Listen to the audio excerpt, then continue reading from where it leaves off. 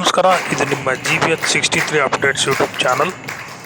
ಪ್ರತಿಯೊಬ್ಬ ವಿದ್ಯಾರ್ಥಿಯು ನಾಯಕತ್ವದ ಗುಣ ಬೆಳೆಸಿಕೊಳ್ಳಬೇಕು. CPI N Satish.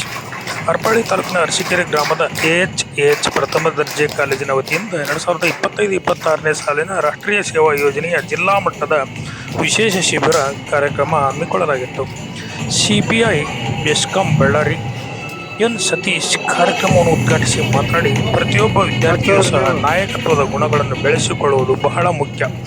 ನಾಯಕತ್ವವೆಂದರೆ ಕೇವಲ ಇತರರನ್ನು ಆಳುವುದಲ್ಲ, ಆದರೆ ಅವರನ್ನು ಪ್ರೇರೇಪಿಸುವುದು, ಮಾರ್ಗದರ್ಶನ ನೀಡುವುದು ಮತ್ತು ಒಟ್ಟಾಗಿ ಯಶಸ್ಸಿನತ್ತ ಸಾಗಿಸುವ ಸಾಮರ್ಥ್ಯ. ವಿದ್ಯಾರ್ಥಿ ಜೀವನದಲ್ಲಿಯೇ ನಾಯಕತ್ವದ ಗುಣಗಳನ್ನು ಅಭ್ಯಾಸ ಮಾಡಿದರೆ ಭವಿಷ್ಯದಲ್ಲಿ ಉತ್ತಮ ನಾಗರಿಕರಾಗುತ್ತಾರೆ. ನಾಯಕತ್ವದ ಮುಖ್ಯ ಗುಣಗಳಲ್ಲಿ ಶಿಸ್ತು, ಶ್ರದ್ಧೆ, ಪ್ರಾಮಾಣಿಕತೆ, ಸಹಕಾರ ಮನೋಭಾವ ಮತ್ತು ಸಂವಹನ ಕೌಶಲ್ಯ ಸೇರಿವೆ. ನಮಗೆ ನಮ್ಮ ತಂದೆ ತಾಯಿಗಳೇ ನಾಯಕರು. ನಮಗೆ ಸಾಧನೆಯ ಛಲವಿದ್ದರೆ ಏನನ್ನಾದರೂ ಸಾಧಿಸಬಹುದು. ನೀವು ವಿದ್ಯಾಭ್ಯಾಸ ಮುಗಿಸಿಕೊಂಡು ಹೊರಗಡೆ ಹೋದಾಗ ಜೀವನದಲ್ಲಿ ನಿಮಗೆ 108 ಸಮಸ್ಯೆಗಳು ಬಂದರೆ ಅವುಗಳನ್ನು ಎದುರಿಸುವ ಶಕ್ತಿ ನಿಮ್ಮಲ್ಲಿ ಬರಬೇಕು. ಯಾವುದೇ ಸಮಸ್ಯೆ ಬಂದರೂ ಸಹ ನೀವು ಎದೆಗುಂದದೆ ಧೈರ್ಯವಾಗಿ ಎದುರಿಸಿ ಎಂದು ಹೇಳಿದರು. ಮನಸ್ಸಲ್ಲಿ ಬಂತು ಅಂತ ಹೇಳಿದರೆ ನಿಮಗೆ ಯಾವ ಸಮಸ್ಯೆಗಳು ಕಾಣೋದಿಲ್ಲ.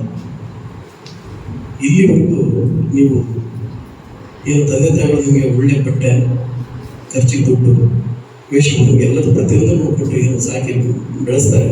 ಅವಾಗ ನಿಮ್ಗೆ ಸಮಸ್ಯೆಗಳು ಗೊತ್ತಾಗಲ್ಲ. ಅಲ್ಲಿವರೆಗೂ ನಿಮಗೆ ಗುರುಸ್ಥಾನದಲ್ಲಿ ದ್ರೋಣಾಚಾರ್ಯ ವಿದ್ಯೆ ಇರ್ತಾರೆ. ಕಾಲೇಜ್ ಮುಗಿಸ್ಕೊಂಡು ನೀವು ಬುದ್ಧಿಯಿಂದ ಹೊರಗಡೆ ಹೋದಾಗ ನೀವು ಯಾವ ದ್ರೋಣಾಚಾರ್ಯಕ್ಕೆ ಇರೋದಿಲ್ಲ. ಅಲ್ಲಿ ಅರ್ಜುನ ಏಕಲವ್ಯ ಆಗಿಬಿಡ್ತಾನೆ. ಪ್ರತಿಯೊಂದು ಸಮಸ್ಯೆ ಯಾವ ಥರ ಬರುತ್ತಂದ್ರೆ ಆ ಸಮಸ್ಯೆಗೆ ನಿಮಗೆ ಸ್ಟಾರ್ಟಿಂಗ್ ಪಾಯಿಂಟಿಂದ ಎಂಟು ನಿಮಗೆ ಸಲಹೆ ಕೊಡೋದಿರೋದು ಅಥವಾ ಹೇಳ್ಕೊಡೋಕ್ಕಾಗದೆ, ಅಥವಾ ಸಲಹೆ ನೀವೇನಾದ್ರೂ ಸಲಹೆ ಮತ್ತೆ ಅಥವಾ ಏನಾದ್ರು ಸಹಾಯ ಅಂತ ಬೇಡದಾಗೆ 100ರಲ್ಲಿ ಒಬ್ಬರು ಸಿಗ್ಬೋದು, 99 ಜನ ನಿಮ್ಮನ್ನು ಹೇಳಿಸ್ಬೋದು.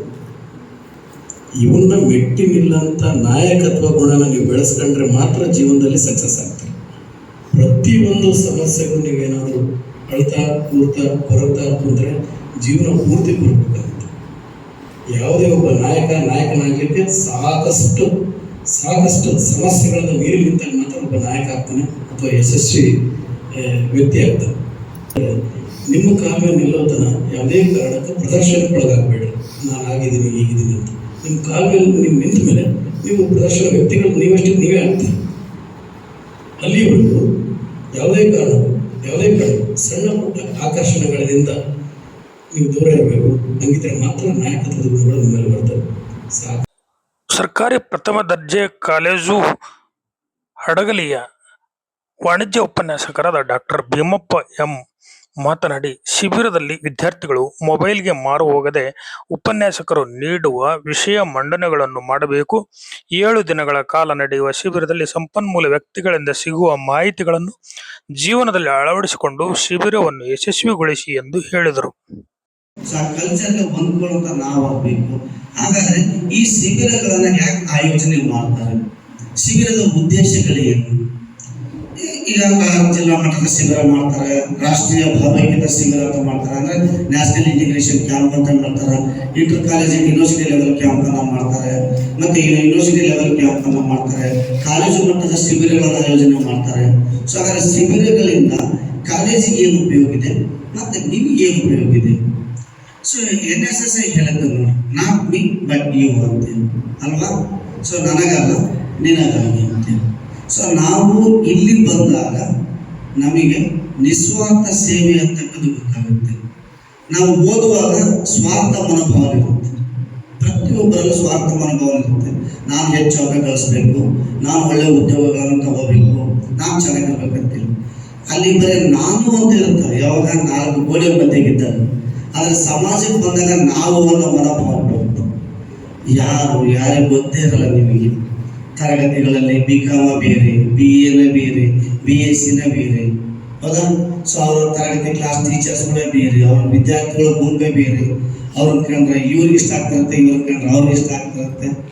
ಸೊ ಅಂಥ ವಾತಾವರಣದಲ್ಲಿ ನಾವು ಬೆಳೆದಿರ್ತೀವಿ. ಇಲ್ಲಿ ಎಲ್ಲ ವಿದ್ಯಾರ್ಥಿಗಳು ಎಲ್ಲ ಥರದ ವಿದ್ಯಾರ್ಥಿಗಳು ಇರ್ತಾರೆ. ಇಲ್ಲಿ ಬಡವ ಶ್ರೀಮಂತ ಭೇದ ಭಾವ ಇರಲ್ಲ. ಜಾತಿಯ ಭೇದ ಭಾವ ಇರಲ್ಲ, ಲಿಂಗ ತಾರತಮ್ಯ ಇರಲ್ಲ, ವಿದ್ಯಾರ್ಥಿ ಅಂತಕ್ಕದ್ದು ಮೊದಲೇ ಬರೋದಿಲ್ಲ. ಸೊ ಇಲ್ಲಿ ಏನು ಬರುತ್ತೆ ಅಂತಂದರೆ ನಾವೆಲ್ಲರೂ ಒಂದು ಒಗ್ಗಟ್ಟಾಗಿರ್ಬೇಕು. ಸೊ ಒಗ್ಗಟ್ಟಿನಲ್ಲಿ ಬಲವಿದೆ ಅನ್ನೋದನ್ನು ನೀವು ತೋರಿಸ್ಕೊಡ್ಬೇಕು. ಸೊ ಏನಾದರೂ ಶಿಬಿರಗಳು ನಿಮ್ಮನ್ನು ಬದಲಾವಣೆ ಮಾಡಬೇಕು. ನಾನು ನಿಮ್ಮನ್ನ 100% ಬದಲಾವಣೆ ಆಗಂತ ಇಲ್ಲ.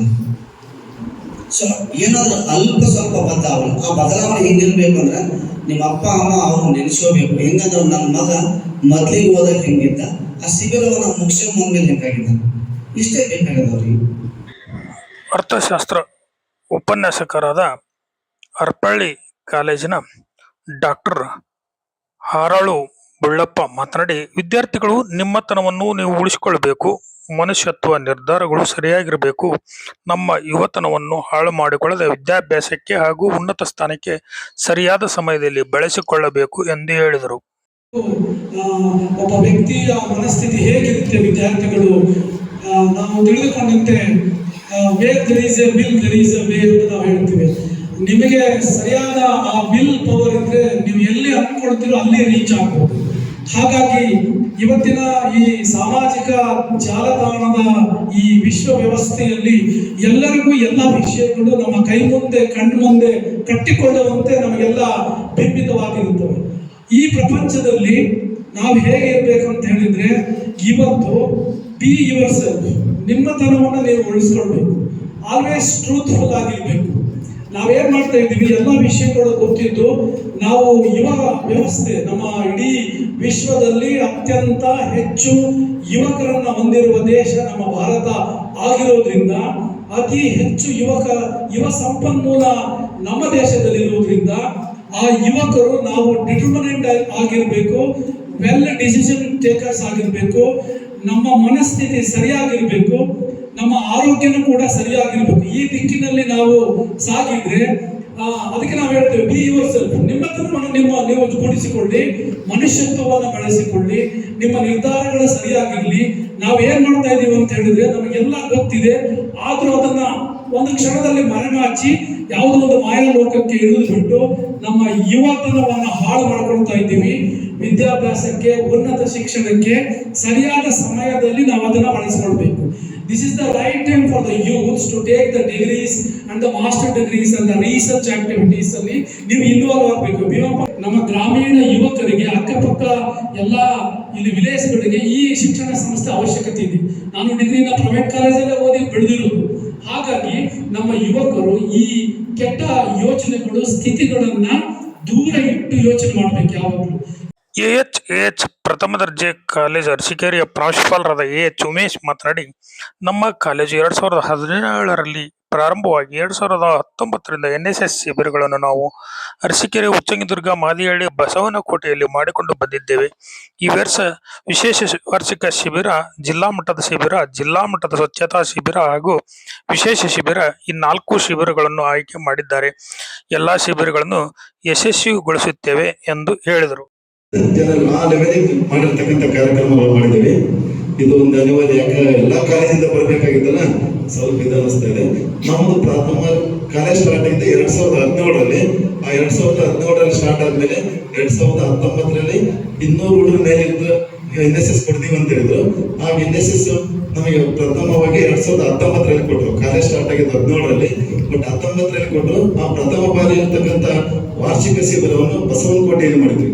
ಆ ಬಸವನಕೋಟೆಯಲ್ಲಿ ಸಹ ನಾವು ಎಷ್ಟು ಅದ್ದೂರಿಯಾಗಿ ಮಾಡಿದ್ವಿ ಅಂದ್ರೆ, ನಾವು ಹೋಗಿರ್ತಕ್ಕಂಥ ಮಕ್ಕಳಿಗೆ ಎಲ್ಲರಿಗೂ ಹೊಸಬ್ರು, ನಮಗೆ ಸಹ ಹೊಸಬ್ರು. ಯಾಕಂದ್ರೆ ನಾವು NSS ಅಂದ್ರೆ ಏನಂತ ಗೊತ್ತಿದ್ದಿಲ್ಲ. ಅಲ್ಲಿ ಹೋದಾಕರ ಎಷ್ಟು ಲೆವೆಲ್ಗಳು ಹಾಕತ್ತಿದ್ರು ನೋಡ್ರು, ಇನ್ನು ಇರಬೇಕು ಅನ್ನೋ ಲೆವೆಲ್ಗಳು ಹಾಕತ್ತಿದ್ರು. ಬಟ್ ಕಾರಣ ಅಂತಾರೆ, ಲಾಸ್ಟ್ ದಿನ ಇದು ನೋಟ್ ಬ್ಯಾನ್ ಆಗಿ ಕರೋನಾ ಬಂತು. ಲಾಸ್ಟ್ ದಿವಸ ಎಲ್ಲರೂ ಹೋಗ್ಬೇಕಂತ ಬಂತು. ಅವ್ರು ಲಾಸ್ಟ್ ಒಂದ್ ದಿವಸ ಬಿಟ್ಟು ಇದು ಮಾಡಿದೆ. 2ನೇ ಸಾರಿಗೆ 20ರಲ್ಲಿ ಉಚ್ಚಂಗಿದುರ್ಗದಲ್ಲಿ ಮಾಡಿದ್ವಿ. ಅಲ್ಲಿ ಸಹ ಬಹಳ ಸಹಕಾರ ಎಲ್ಲ ನಡೆಸ ಬಹಳ ಯಶಸ್ವಿ ಮಾಡಿಕೊಟ್ರು. ಅದಾದ ನಂತರದಲ್ಲಿ ನೆಕ್ಸ್ಟ್ ಅರಸೀಕೆರೆಯಲ್ಲಿ ಮಾಡಿದ್ವಿ 3ನೇ ಬಾರಿಯಲ್ಲಿ. ಆ ಅರಸೀಕೆರೆಯಲ್ಲಿ ಸಹ ಬಹಳ ವಿಜೃಂಭಣೆಯಿಂದ ಚೆನ್ನಾಗಿ ನಡೆಕೊಡ್ತು. ಅದೇ ರೀತಿಯಾಗಿ ಹಿಂದಿನ ವರ್ಷ ಏಪ್ರಿಲ್ 24ರಿಂದ 8 ದಿವಸಗಳ ಕಾಲ, ಆಕ್ಚುಲಿ 6ರಿಂದ 7 ದಿವಸ ಇರುತ್ತೆ, ಬಟ್ ನಾವು 8 ದಿನ ಕಾರ್ಯಕ್ರಮ ಮಾಡಿದ್ವಿ ಮಾದೇಳಿ. ಅಲ್ಲಿ ಸಹ ಬಹಳ ಸಹಕಾರ ನೀಡಿ ಬಹಳ ಯಶಸ್ವಿ ಮಾಡಿಕೊಟ್ಟು. ಅದೇ ರೀತಿಯಾಗಿ ಈ ವರ್ಷ ನಾವು 4 ಶಿಬಿರಗಳು ಬಂದಿದೆ. ಮೊದಲನೇದಾಗಿ ನಮ್ಮದು ವಿಶೇಷ ವಾರ್ಷಿಕ ಶಿಬಿರ 1, ಎರಡನೇದು ಜಿಲ್ಲಾ ಮಟ್ಟದ ನಾಯಕತ್ವ ಶಿಬಿರ 1, ಜಿಲ್ಲಾ ಮಟ್ಟದ ಸ್ವಚ್ಛತಾ ಶಿಬಿರ 1, ಜಿಲ್ಲಾ ಮಟ್ಟದ ವಿಶೇಷ ಶಿಬಿರ. ಇವು 4 ನಮ್ಮ ಕಾಲೇಜಿಗೆ ಆಯ್ಕೆ ಮಾಡಿದ್ದಾರೆ. ಅದು ನಮ್ಮ ಅದೃಷ್ಟ. ಅದನ್ನು ಯಶಸ್ವಿಯಾಗಿ ಕಾರ್ಯಕ್ರಮವನ್ನು ಇವತ್ತಿಂದ ಸ್ಟಾರ್ಟ್ ಮಾಡಿದ್ದೀವಿ. ಮುಂದಿನ ದಿನಗಳಲ್ಲಿ ಎಲ್ಲಾ ಕಾಲೇಜಿಂದ ಬಂದು ಯಶಸ್ವಿ ನಡೆಸಿಕೊಡ್ತಾರೆ ಅಂತ ಹೇಳ್ಕೊಂಡಿದ್ದೇನೆ. ಎಷ್ಟು ಹೇಳಿ ನನ್ನ ಸಣ್ಣ ಚಿಕ್ಕ ಭಾಷಣ ಮುಗಿಸ್ತೇನೆ. ಇದೇ ಸಂದರ್ಭದಲ್ಲಿ ಎಚ್ ಪಂಪಣ್ಣ ಕಾರ್ಯಕ್ರಮದ ಅಧ್ಯಕ್ಷತೆ ವಹಿಸಿದ್ದರು. ನಿವೃತ್ತ ಪ್ರಾಂಶುಪಾಲರಾದ H Basavaraj, CPI N Satish, doctor M Bheemappa, doctor Aralu Bullappa, ಉಪನ್ಯಾಸಕರಾದ ಬಸವರಾಜ್, ಪ್ರಾಂಶುಪಾಲರ ಎಚ್ ಉಮೇಶ್, ಮುಖ್ಯ ಗುರುಗಳಾದ ಎಚ್ ವಿದ್ಯಾಶ್ರೀ, ಉಪನ್ಯಾಸಕರು ಮತ್ತು ಶಿಬಿರಾರ್ಥಿಗಳು ಭಾಗವಹಿಸಿದ್ದರು. ವರದಿ ಮಹೇಶ್, ಹಿರಿಯ ಪತ್ರಕರ್ತರು. ನಮಸ್ಕಾರ. ಇದು ನಿಮ್ಮ GBH 63 ಅಪ್ಡೇಟ್ಸ್ ಯೂಟ್ಯೂಬ್ ಚಾನಲ್. ದಯಮಾಡಿ ನಮ್ಮ ಚಾನಲ್ ಸಬ್ಸ್ಕ್ರೈಬ್ ಮಾಡಿ, ಶೇರ್ ಮಾಡಿ, ಲೈಕ್ ಮಾಡಿ ಹಾಗೂ ಕಮೆಂಟ್ ಮಾಡಿ. ಧನ್ಯವಾದಗಳು.